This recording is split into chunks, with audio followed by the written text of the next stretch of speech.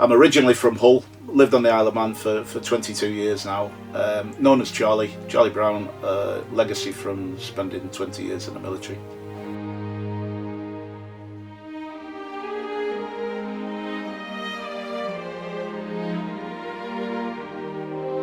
My father was an aircraft engineer. He worked in industry in Yorkshire at an aircraft factory, and my mum had done.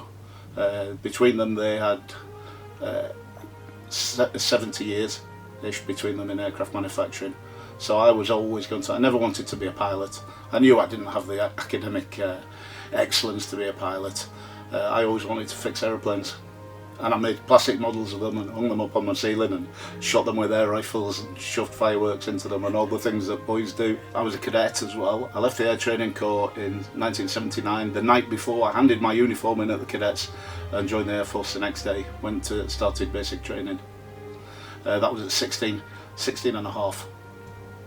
Initially, my first couple of years in the Air Force was relatively stable, you know, in a little quiet training base for aircrew in Yorkshire. And then I came onto the fast jet bomber fleet, onto Tornadoes, and we were all at that time. You know, the Cold War in the kind of early mid-80s was at its height, and Germany was the front line. You know, the Tornado was our nuclear deterrent, part of our nuclear deterrent. We almost treated it like a game. You know, we knew it was very, very serious, especially when it involved, you know, nuclear weapons. But it was. If the SAS is who dares wins, we were who cares who wins. You know, we honestly, you know, if we launched those aircraft, it was we didn't have to worry about seeing them back in, or we wouldn't even be there when they came back. But it was something that we always knew was there, but I don't think we ever really thought it would happen. I don't know. We were out in Canada when the news came through that that Iraq had invaded Kuwait, and we saw the American response within days, but we never thought that we would be involved. You know, Tornadoes went to war for Armageddon, and that was it. And then by the time we got back to Germany, they were already painting our aeroplanes pink, ready to go to the desert. And I deployed with the first deployment out to Bahrain, and it was quite worrying. We knew that this could really, you know, we were suddenly going to do what we were paid for, or within a few months. It was a big learning curve, and especially the way we had to treat our aircrew, because the aircrew they were going to be the guys that we would send to war, and we knew that our Tornadoes would be at the forefront of it. We lost a crew in a training accident just 3 days before the war started. We lost another aircraft over the target 4 days into the war. It was just and the loss of aircraft from other bases. Who, if you'd been working on that aircraft type for many years, you knew them anyway. So you heard the names come through. You usually knew who they were. I'm really glad, you know, the famous two faces in the Gulf War, John Peters and John Nichol, who were captured and tortured by the Iraqis.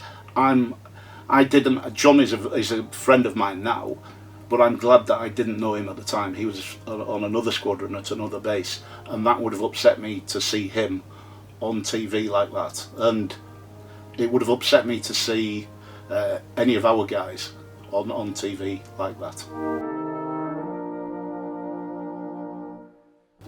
I went out to launch an aeroplane, and an order came through. It's on hold. Just stand down. Keep the aircraft powered up, but the crew aren't coming out just yet. And then that turned into another hour, and then it turned into switch the power off and come back in, but make sure you can get it ready to go again in very short notice. And then it came to kind of stand down, and then we realised there was some form of ceasefire going on, and that mission never went. You know, it was the one that didn't go, and we were so happy with that. When the order came through it's a ceasefire, we all wanted to go back to, well, our homes were in Germany, which is where we were based, and we just wanted we wanted a beer. So we were happy. You know, there was a euphoria, and we did have illegal alcohol we managed to find, and yeah, we did celebrate as much as you could. And then it was hurry up and wait to go back. I went back to Germany, and then I went home to see my parents, who were quite elderly, and they were all, you know, they'd both lived through the Blitz as young people, you know, during World War II, and they were kind of concerned on how I'd be, and I was fine with most things. I didn't like during the air attacks. We had a bell for our to warn us of enemy missile attacks, and I didn't like telephone bells. You know, that shook me at the time, because that usually preceded an explosion. It was a feeling of, when we got back to the squadron in Germany, nothing was ever the same again. And the guys, we had to be very careful not to alienate the guys on the unit who hadn't been out to the Gulf, because there was suddenly a huge us and them. There was you know, those who'd done it and those who hadn't done it, and it was our boss was very adamant that we didn't isolate people when we got back. But for the first, well, for years, and it would be years after returning from the Gulf, nothing really seemed to matter. When you know, if you got, yeah, you didn't worry about trivial things with work anymore, because you thought, yeah, we've done the job for real. It's quite difficult to explain. I suffer from very, very bad tinnitus, you know, ringing in my ears, and it's there absolutely all the time. It ranges from bad to absolutely unbearable. I've had other complications, but I can't put them down to Gulf service. I've fixed aeroplanes for 40 odd years, and you know, your knees tend to get hammered with things like that. It's but maybe the neurological stuff. As for PTSD, to me, we didn't. I think there's elements that anybody, you know, everything is shades of grey. There are certain things that upset me. There's the things on TV that I watch, reference to the Gulf, that upset me, but I don't suffer day to day, I don't think. Remembrance is a very personal thing, and certainly Remembrance Day is every day for some people. You know, we always go through that. It's just a public showing of it. I would say that's probably the big thing to me.